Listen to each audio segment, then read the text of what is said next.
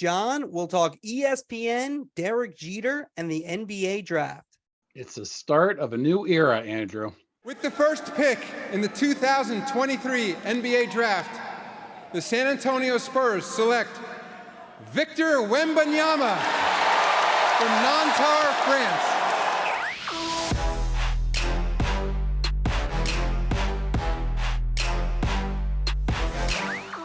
And we're back. The Marchand and Ourand Sports Media Podcast. I'm Andrew Marchand, sports media columnist for the New York Post. He's John Ourand, the media reporter for the Sports Business Journal. All right, John, lot to get to. We'll do who's up and who's down in a moment. Have KARPS Korner a little bit later on baseball. But got a chance to see you last week. Mike Soltis. Farewell to him in Southington, Connecticut. It was good to see you. Good to see Mike. A very nice job by ESPN VP Josh Krulowitz, emceeing. Chris Berman there, George Grand there. A lot of heavy hitter former execs like Vince Doria in attendance. And so a really, really nice festivities for Soltis. I'm proud that you made it out of Southington. Both of us in there with, what was it? It was like 90 PR people that were crawling around. We made it out safely. Nate Smeltz making it up, in fact, from Atlanta. It's good to see Nate there as well. Yeah, Nate Smeltz, who's now a big wig, head of Turner's Talent, and also head of PR. He made it up. Soltis meant a lot to him in his career as he started at ESPN. All right, let's do it. Who's up? Who's down? Who's up? Who's down? All right, I'm going to lead us off, and it's basically the topic for the pod, the topic of the week. Who's up? My who's up? Burke Magnus at ESPN. And we're going to spend a lot more time with all of the reorg over at ESPN later on in the topics, with Norby Williamson and Dave Roberts consolidating power over at ESPN. But for me, the overarching story that really comes out of the reorg, it resides with Magnus, who is now unquestionably the number 2 to Jimmy Pitaro, and he's primed to take over ESPN should Pitaro ever leave. And it's, there's a better than zero possibility that Pitaro leaves at some point in the next few years. He's on the short list to replace Bob Iger over at Disney, and it's an opening that could be there.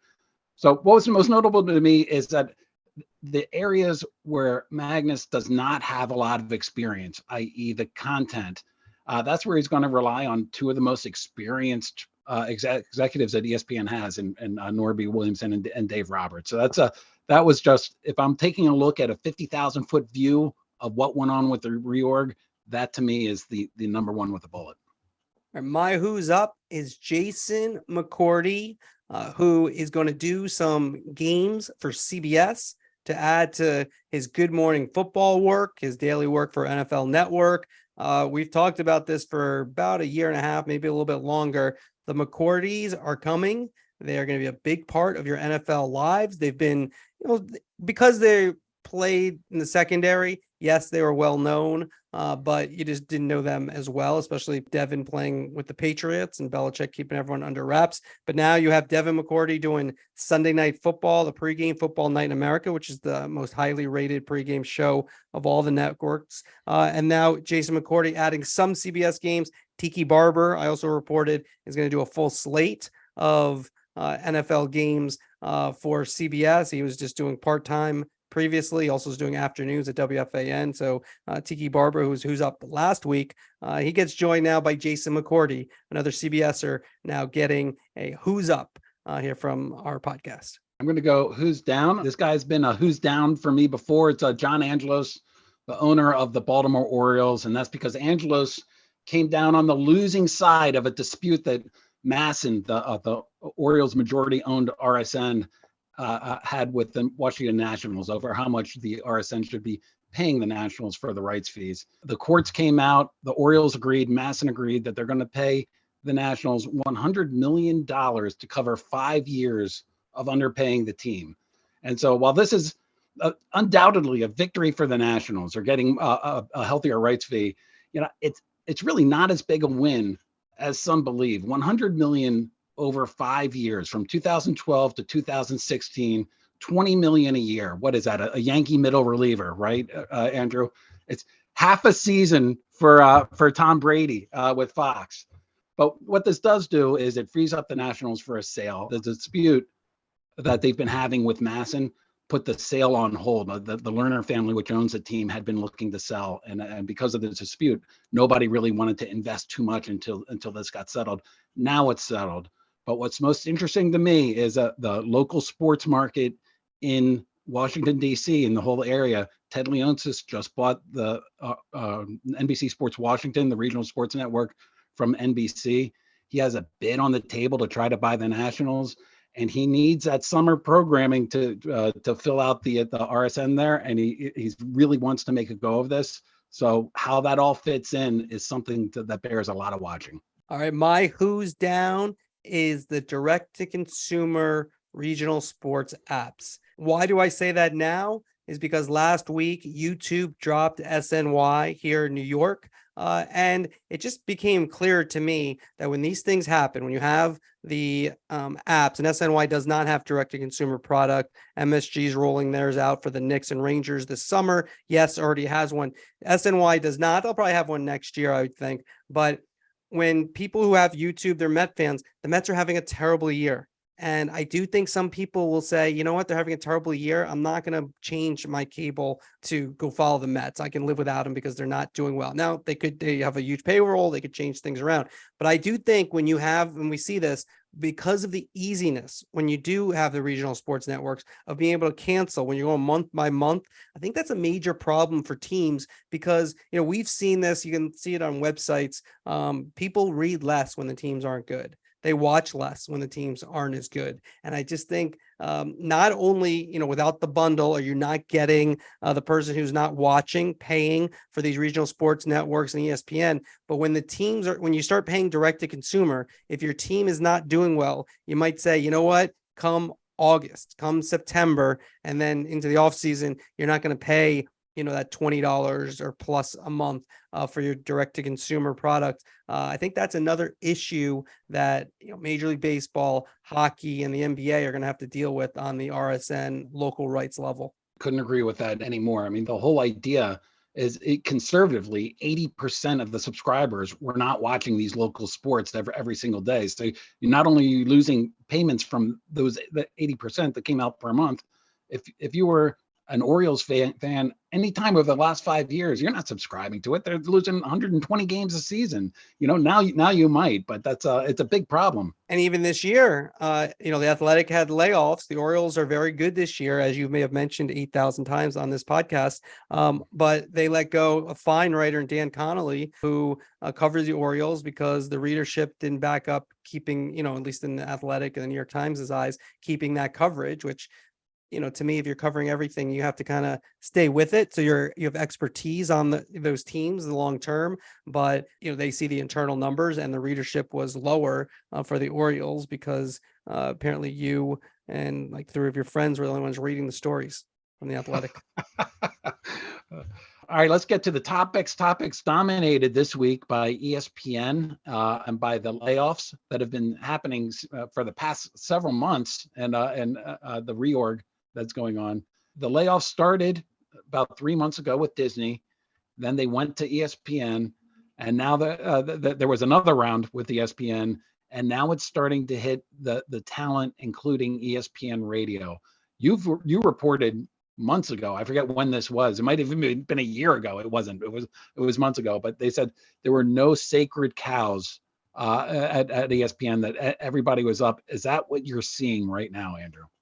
Yeah, I think that's what you're going to see with the on-air layoffs, that the no sacred cow line that I was told, when I first wrote that story going into the layoffs, I think that's what you're going to see. I think some big names will be let go or offered buyouts. And I think, I had the ESPN Radio, they're going to scrap the morning show. So you look at someone who we've talked about, Max Kellerman, who's had a very fine career thus far. But, he first was on First Take. Stephen A wanted to do his own thing. And so then Max got taken off First Take. They did give him his own TV show in the afternoon. This Just In, that is only rated okay. It hasn't really taken off. And then he was put on the morning radio show with Keyshawn Johnson and Jay Williams. That, the show's been okay, but they are going to they're kind of getting out of radio. You also have to look at actions to see where things are going. And if you look at what they did, there's 3 rounds of Disney layoffs. ESPN didn't have any of the first round, then the second round and the third round. In the second round, ESPN Radio, behind the scenes people, a lot got hit, which kind of shows you where their importance, they're not emphasizing ESPN Radio. So I don't think they're going to pay as much. They'll still have a morning show. They're just not going to pay as much. I do want to get this. You said it looks like they're getting out of radio. What does that mean? I shouldn't say getting out of radio. That's a little too much, but they're not emphasizing radio, and maybe getting out of radio, but I don't think they're going to spend as much on that morning show. I mean, you look at it, I reported Keyshawn Johnson just last year. Now he does the NFL TV stuff as well, but he just signed a 5-year, $18 million contract, around $18 million. And then Max Kellerman was making around $5 million. I think Jay Williams makes a couple of $1 million. So you add all that up. Now, it's not all those guys all do other things. So it's not all for radio, but it's a millions and millions of dollars show. I think the next team probably won't make close to that, what they do. I think they'll do something different. And there's not an emphasis on radio. I mean, it's not. I mean, they have Mike Greenberg does their midday show, and Greenberg he has a lot of jobs, but he's not on that ESPN radio show that often. It's Chris Carlin and Chris Canty all the time. Like the show should be called like In for Greeny, instead of maybe Green. But so they're de-emphasizing it. So then you look at, could Keyshawn Johnson get offered a buyout? That seems possible. And then I do think he becomes a candidate, not a definite solution, but definitely a candidate for FS1 with Skip Bayless. He already lives out in LA. Jay Williams' contract, he said publicly his contract's up at the end of the summer. I think it's someone who ESPN likes, but they'd have to talk about a new position and a new role in terms of what Williams does. And so I think those are part. I just think, we're not going to, when we're taping this, the layoffs haven't happened and the buyouts haven't started yet. We don't need to go name by name of what we heard because eventually they're going to come out. But I think there'll be some big names. Everything I've heard suggests that SportsCenter, NFL programming, and NBA programming are sort of the ones to watch. Is that what you're tracking with what you're hearing as well? Well, yes, because, a couple of reasons. Number one, like you look at baseball, they've already scraped baseball to its core. Like how much more can they do to baseball? They only have Sunday night baseball. They don't only have games of the week. Like even in London, they had Michael Kay and A-Rod who do a few games a year. They were doing it with Tim Kirchin. Could college football get hit a little bit? I wouldn't be shocked if that happened, just a little bit. But yeah, I mean, that's where they have so many people. I think those are kind of, when you just kind of look at it and try to look at it from the sky, it's like, yeah, that makes sense because that's where they have the most people and most big money people. Because, I think part of this too, I talked about the no sacred cows. I think part of this too is that ESPN's leadership has tried, I think are going to take a little bit more of a bite out of the talent on air people to try to save some behind the scenes people, because, you take out someone making $2-3 million a year, that can save a lot of jobs of other people. Now, it doesn't help the people who get laid off already, who are already part of the reduction in staff that was ordered by Disney. We're getting rid of 7,000 jobs that Bob Iger decided on that. But it does, I think that's where they've kind of focused a little bit, that I don't know the target number that they have to hit, but if you can take big chunks, that helps you get to the number and then saves other jobs that are behind the scenes. And again, if you're not a needle mover, like Stephen A is not going anywhere. Scott Van Pelt. So there are sacred cows. Stephen A is a sacred cow. SVP is a sacred cow. At that point, there are no sacred cows, but you're right. There were. I mean, what are you supposed to say? A source tells you that? Well, actually, there are. Yeah, you're right. There, technically speaking, there are sacred cows. But that doesn't mean they didn't look at it. Not that I don't think Stephen. We actually have to prepare this. I want to do this within the next couple of weeks. Who are the sacred cows there? Because I don't want to do it over my top of my head, but you certainly have Stephen A, SVP. The NBA, like Breen is in there. Aikman and Buck are in there. Yep. I'm not sure where Greeny falls in there. Greenberg might. I think I would put him in the sacred cow. I was trying to follow your producer. You said, let's do this in a couple of weeks. And then you said, I don't want to do it off the top of my head. And then you named 6 people. And then I just did it off the top of my head. I was wondering if I could get. You got it right. I mean, I'd say Wilbon and Kornheiser probably are in there. Yeah. Herb Street's definitely in there. Herb Street's certainly in there. Hockey. I don't see anybody on hockey with that. No, I'd say those are the sacred cows. But Yeah. we could add some sacred cows. And then when this comes out, we're going to get 7 texts. Why wasn't I on the sacred cow list? That's why it's actually better to do it off the top of your head. That's a ready-made excuse there. Oh, yeah, you're right. Yeah, we didn't think about it fully. Yeah, you're all sacred cows. McAfee, sacred cow, at least for right now. And this moves us, into the reorg that ESPN announced last week. You had the story, although I did kind of sneak in on you a little bit with the Norby Williamson, the NFL news, which I know you appreciated. When you look at it, what's your number one takeaway with the ESPN reorganization? The question I always get asked is, who emerged as the big winners from this? And so if I'm going to give you the top 3 winners, number one by far for me is Norby Williamson. I mean, Norby through the years has either been part of the power structure or one step away from leaving the company, depending on who his bosses were or how that is working out. With this move, he and Dave Roberts are the 2 people that are really running the production of the biggest events and the biggest programming that ESPN has. So I'm putting Norby Williamson at number 1. Dave Roberts I had at number 3 only because Tina Thornton is coming in and taking over all of marketing from Laura Gentili. By all accounts, Laura Gentili left on her own. I have no reason to believe that she was part of the layoffs. She said that she went on her own in an internal memo that went out, and everybody I've talked to has somewhat confirmed that. But it's a big job for Tina, who has been with the company for decades and is really well respected, and it's a good position for her to be in. And then if I have a number 4 on my winners list is a combo. I'm actually going to do 5, I guess. 5 winners. Okay. Nick Dawson, John Lasker, they're over in programming, and they both got promoted. They're going to be reporting into Ross Durant, and they just were able to see their portfolios really grow in terms of what they're going to be handling. So they got promoted out of this as well. And so if I have 5 people who really emerged as the big winners from this, it's those 5.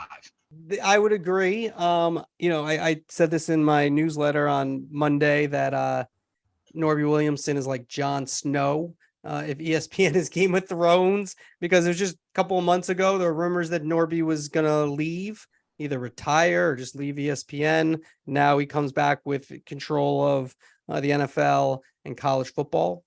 So a big comeback with that. And I think if you look at the reorg, Stephanie Drewley, she was in charge of the NFL. She's moving more to an operations position. I think when you look at it, there was a lot of infighting, because one thing in the previous setup that I think they've solved this time is that Norby Williamson was head of the talent office. So when you're head of the talent office, you're kind of in charge of how much everyone can make. And when you're doing that, then you're kind of overseeing all the departments. And that caused a lot of infighting of what they should do. Now, Burke Magnus, who's up, he's in charge of that department. That makes more sense. So people feed into him, and then, he's the president of content. So that makes more sense that he is going to be the one deciding that, instead of, when Norby Williamson is in charge of baseball and there's a decision on the NFL in terms of how much to pay somebody, should that be in Norby's hand? That doesn't really make sense. And, then that landed, I think, on Pitaro's desk. And now you put Burke Magnus in there, and he'll take care of that, those situations. The other thing is, I think there's a feeling that they had 3 people in Norby Williamson, Dave Roberts, and Stephanie Drewley doing a job that's probably best for 2 people. And now they'll just have Norby Williamson and Dave Roberts overseeing all of those departments. And they think that's going to be more of a streamline situation. This is important because this is going to determine people's careers, the coverage. I mean, look at the NFL and Norby Williamson. If there's rumors he's going to leave now, does he stay through 27 and the Super Bowl, which, he'll shape that coverage. Obviously Pitaro and Burke Magnus will have a big say as well, but Norby Williams is in charge of the NFL. So, he usually has an old school approach. That's kind of been his MO throughout his career. And so I could see that. And when you look at the coverage of the NFL, that's something to watch. I'm so glad you got into that, because I wanted to get into, what does this mean for the viewers And for the viewers, Norby's whole reputation, when he took over SportsCenter, was sort of, you said old school. I was going to describe it as he doesn't go outside the box, really. There aren't going to be really that many new bells and whistles to come out with a lot of his productions. He just wants to really, if I can ruin cliches, make the blocking and tackling just as good as it can be, and just focus on that area, and not, worry so much about sky cams or these new innovations that other network executives really sort of go to town on. Okay, let's get off ESPN for a moment. Derek Jeter, he made his actual debut from London. You were watching. What did you think? I thought he did well. I mean, I thought Jeter would do well. I was told beforehand that he's into it. He looked into it. They leaned in a lot with David Ortiz about Yankees Red Sox in the post game. Ortiz gave Jeter a Red Sox jersey with his name on it. I think it's fine in the first time out, but I think Fox shouldn't lean on that the whole time, Yankees Red Sox. I think maybe that appeals to people around where I live, but I think the rest of the country, that'll be pretty old to them. But Jeter was very relaxed. He does have charisma. You saw the Tao of Jeter, which is basically no excuses, which is probably his most admirable trait as a player, and what made him, a captain and a nearly unanimous Hall of Fame inductee. And I think you saw that in his comments talking about the London infield, that the dirt, A-Rod talked about the dirt, and Jeter said something to the effect of like, yeah, that's true, but you play on different infields all season, and you can't let that get in your head and have an excuse about it. So I thought Jeter did well. Did you watch? No, I did not watch. The reason I asked, I wasn't sure if you did, but he did this is what you should have watched, because he was very complimentary of Adley Rutschman. Rutschman. He even said he was. I like Derek Jeter now. All of a sudden, he was pleasantly surprised, which I thought was an interesting choice of word. Pleasantly surprised about the Orioles, and he loved Adley Rutschman, which might have been impacted by the interview you did with him, which you probably mentioned Adley Rutschman like 16 times, I'm sure. I wanted to. I couldn't get off Jeffrey Mayer. Like I was stuck. I had the sticky brain with Jeffrey Mayer. If I had Derek Jeter on, You should have watched. Very complimentary to the Orioles. So it was fine. I mean, it wasn't the greatest. It wasn't like, oh my goodness, this is changing the world. But I think Fox is what they're trying to do. Does it feel bigger with Derek Jeter on there? Yeah, he's the biggest star. Kevin Burkhart's a tremendous point guard. Alex Rodriguez is a celebrity in his own right and had a very, had a great career, checkered career. David Ortiz is in the Hall of Fame, but when Derek Jeter's on the set, he's the biggest star. If you look at the way Fox does all of their pregame shows, this fits right into it.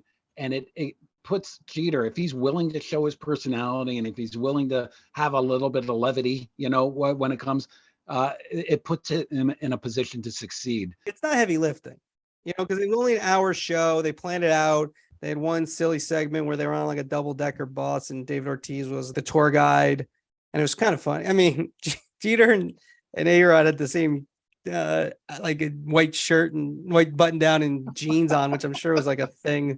I could just see Jeter's face when I could just see that. They didn't address it, but I could see that being a thing. Yeah, and he didn't make fun of A-Rod, which I wrote about a lot. They probably like, yeah, let's not do that. I do think he'll do that eventually. And so, so it was good. They did well. Another big event is, look, we're not actually talking about games on the field. We're talking about the pregame show and now the NBA draft that ESPN had, which you reviewed in your New York Post Sports Plus newsletter, and made a lot of comments that I actually really agreed with. I wanted more Woj. I wanted to see Woj bombs during the show because that's what he's known for. And I was really struck with, as soon as the draft ended, Bill Simmons, who's no longer with ESPN, came out with a tweet. It was a video that was 2 minutes, and it was like, who was the biggest winner? Who was the biggest loser from the draft? And it was just like that. That's what I want to see more of. I don't want to see. I know you're talking about in some cases 18-year-old kids that are getting drafted now, and people are reticent to saying being realistic about them. But I want to say, like, what is this team doing? That doesn't fit with what their needs are. I just need a little bit more. I'm not calling for hot takes, but a little bit more analysis to really benefit me, the viewer. Yeah, it was fine. It just lacks spice. And that's where, like, someone, if you have like a draft guru, and like Mel Kiper Jr. doesn't really do it as much as he once did. But what made the draft, again, it's not only Kiper, but he did help make it that, because it became a TV event because of some of the things he said about the Jets or the Colts that were very interesting. And I just think the problem with it that I have with the coverage is that there wasn't enough from the analyst of like, I don't like this pick. This is, I think that's high. And there wasn't enough of that. Now they would say like, this is what he needs to improve upon. And I get it. It's young kids, a lot of ways, like, these are 18-year-olds, some of them, but some of them are older. But that said, it is the NBA. I mean, this is professional basketball. The fact that the, guys are young, again, not to make it personal, like, I think that, one of the things I think I would be cognizant of, and I think you should be cognizant of if you're an analyst, and that you don't want to ruin someone's moment, right? They're getting drafted and you don't want to ruin their moment. But I do think there's a way to talk about it where they could have had a little bit more. And that's where, if you have someone with a draft board, and Jay Billis does have a draft board, but I think like Billis obviously is qualified to do that. I just like someone who's just like, that's what they do. And have a willingness to sort of have an opinion about it, which is difficult, especially now with social media, because back in the day you could say it and you didn't get a million people telling you you're a jerk, but it is better TV, and it lacked that. And I would love to see them add someone, with one of their draft people, and, they could pick which one, but put them on the set. And then Woj, reporting, and so do I. I mean, it happens when it happens. You can't just make it happen. And Woj had some good bombs in there. But I do think like Woj coming on the screen, like during the draft, is like a big deal. That's why you pay him one of the reasons you pay him the big bucks. Like we have Woj, and like, you kind of want that anticipation of Woj is coming on, what's going on. Like, that's where he didn't tweet this year. That's what you want. And they did. I get the 8th and 9th pick was traded, and he had that story. But I think that's where, I know Woj is a hard-nosed journalist, but that's where like the TV aspect of it comes in, and where it helps to be that character, the guy who everyone looks to for that news. And so I do think there's a way to kind of play up the idea of Woj bombs, and even Woj analysis. Like, just, I want to know what's going on exactly behind the scenes of these teams, which they did do more of that with the storytelling. And that was a goal that they had without the tipping of the picks.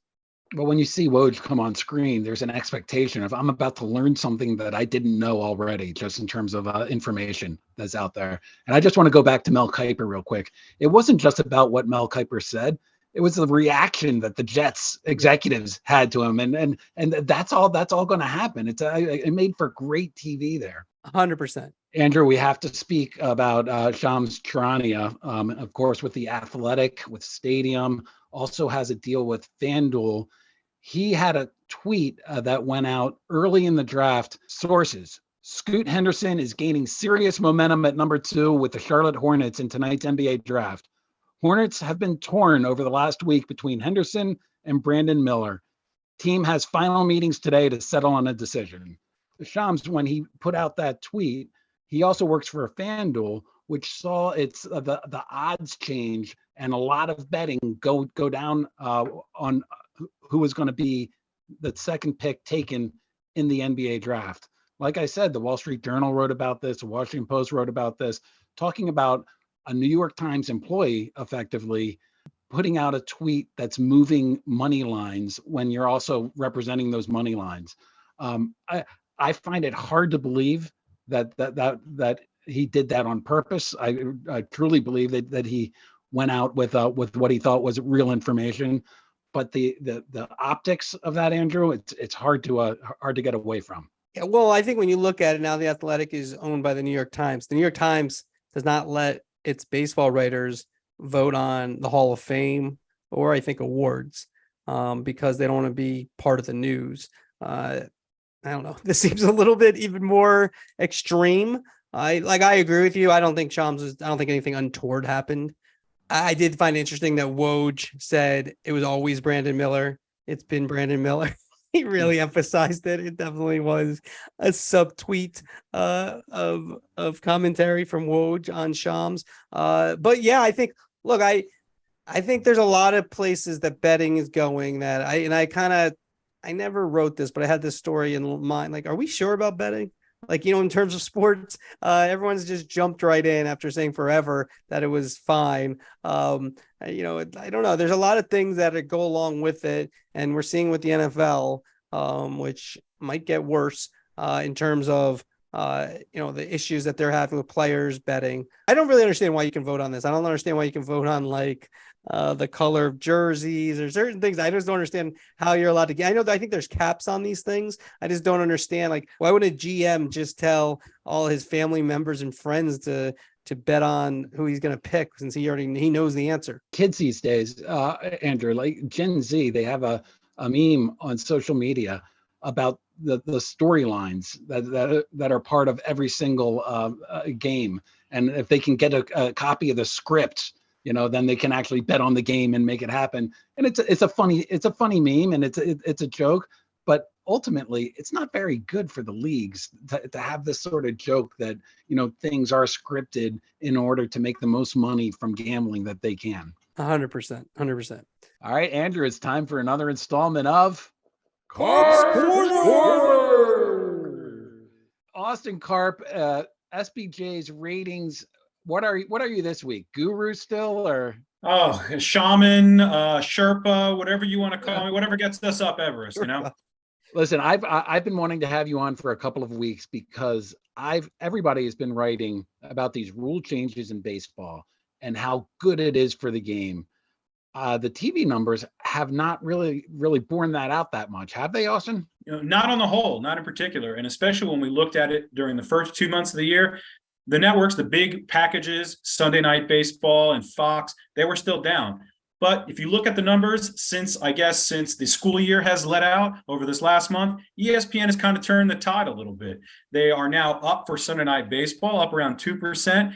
How did that happen? They finally started to get some of those Yankees games on. They had 3 Yankees games in a row, including 2 Yankees Red Sox games. That helped. But in terms of the rule changes that you're talking about, I think you're starting to see that a little bit reflected in the numbers as well. I think around half of the games so far have been under 3 hours. If you look at the same period last year, half of the games were over 3.5 hours. So I think viewers are maybe responding to that a little bit, and it's helping them climb back up on the ESPN side. Fox, not so much. The broadcast network itself still down a little bit, down around 4%, but they really front-loaded that schedule this year. It's something they haven't really tried before. Those are their generally Saturday night, 7 p.m. games. So I'm curious to see how that finishes out for the season. FS1, viewers not really tuning into that package. I think it's on pace to see its lowest viewership for a season, down around 20%. So it's not up across the board for sure. John, I think that's one for having announcers there as well. FS1 doesn't have those announcers there. When you watch those games, it's very evident. And I think the audience, and they might notice a little bit on the Fox games, the big Fox games, they do have the broadcasters there, including in London last week. But FS1, it kind of feels like an afterthought for baseball and perhaps for viewers as well. You're even seeing bigger numbers on some of the MLB Wet Network non-exclusive games. Those are oftentimes beating those FS1 matchups. That's never happened before, has it? Not from what I can remember. I know it's folly to predict ratings, especially going on for the rest of the season, but would you suggest that MLB is set up well for the rest of the season because of the short games and the matchups that are to come? Or is this something that they should be a little bit concerned about? I think the rule changes are helping a little, but I still think there are some systemic issues with baseball, the way that it's served regionally and how it has become such a tribal sport. I think they really need to figure out a lot of these midweek games and how they're delivered and how those audiences are measured. I mean, we've gone so many years with those midweek games being blacked out. There's just not a really big audience for them. So I think baseball still has some things to figure out. And Austin, is there any way to know about Apple's doubleheader on Friday nights and then Peacock Sunday morning games? Yes, these are numbers that go into the ether and we never hear from them again. Okay, so we don't know how they're doing. We do not. We can just kind of guess or kind of hear some things. All right, so let's look ahead next week. All-Star game. What are you looking at? I think it could stay flat, maybe see a slight uptick. I think you're going to see some big names. You want to see the Julio Rodriguez come in there and compete in the home run derby. There really isn't much else going on or even on the calendar coming up outside of like the Women's World Cup. It's one of those odd years, and when it's a quieter summer, I think that baseball does have a chance to show a slight uptick for All-Star Weekend in Seattle. What was the number last year? It was 7.5 million for the All-Star game. That's a record low. I think it bounces back. I'm not sure it gets above 8 million, but I think it does rebound off that record low last year. All right, Andrew, before we let Austin go, indulge me one final question. Austin, who's the best catcher in the major leagues right now? Don, you're camped outside of his house all the time. Come on. We're talking Adley Rutschman, okay? What do you think I'm going to say? Another Orioles fan. He can come on anytime, Andrew Marchand. Yeah. Adley Rutschman. It might be Marchand, Ourand, and Rutschman. If it's not Marchand, Ourand, and KARPS Korner. KARPS Korner. Thanks, Austin. Thanks, guys. Austin. All right, Andrew, let's get to our call of the week. Call of the week. We've been talking all pod about ESPN layoffs and changes at ESPN. Well, last week, longtime SportsCenter anchor Neil Everett said goodbye on screen to SportsCenter. Here he is with Stan Verrett. Well, this is the end of the line for me. I'm not on social media, but Stan has told me that some of you have left some favorable tweets, and it's been nonstop. And I appreciate that, because that's what you do. You do this to entertain you all out there and entertain yourself. The one tweet I remember, it was somebody sent it to me. It was attached to a tweet chain, right? Yeah. And it said, I've been watching SportsCenter religiously for 20 plus years, and I've never heard of Neil Everett. And I'm like, what? Only Neil. Yeah. Only Neil. Hey, man, it's been an honor and a pleasure. A viewer, Matthew Glover, made this. Love is a long road. I'll see you down it. Love you, man. I don't have anything to add to that, Andrew. Love is a long road. I'll see you down it. It was nice send off. And good thing about Neil Everett, who is the reputation he had with his fellow employees and the people he worked with. He seemed to be really well liked. Seemed to be a good guy. That West Coast Sports Center, that was new when they went out and did that. He and Stan Verrett. It made some hay, like it's one of those things. If it's not in it was never like in my cycle of watching SportsCenter, but for people who was like, they lived with that tandem. And then when I saw it, it was always pretty good. And so we wish him the best. Well, it brings us to the end of another episode. Andrew, thank you everybody for listening. If you can, please go rate us 5 stars, hopefully. Master the board, Chris Mason gets a shout out, AC Wyatt as well. For helping put this thing together. Always fun, Andrew. Thanks for listening. And next week, I'm not going to be here. John, are you going to reveal who your special guest host is? I shouldn't I? Paul Feinbaum, one of my favorite guys. And we're going to geek out, Andrew, and sports media and college sports. Awesome. Looking forward to listening. I got a chance to see you, which was great, at Mike Solstice's. What am I? Last time, promise, guys. All right, I'm gonna miss my vacation. 3 bloopers. I'm on the bloopers. I can't wait. 3. Chris Mason, you're getting all this, right? Yeah, I just checked. You don't get a vacation, Andrew. Yeah, exactly. I'm already on vacation. It sounds like. Scott Henderson is gaining serious momentum at number 2. It's Scoot Henderson. Scoot, thank you. I'm not wearing my glasses. That's all right. And also, good job saying, of course, when you asked me all the places that he works at like 2 seconds earlier. I know. And I just did that for the bloopers. Tip of the hat. Get that in there. Only did that for the bloopers. Austin, could you just make sure that you say Sunday Night Baseball? Okay. Did I say football? Yes. Yeesh.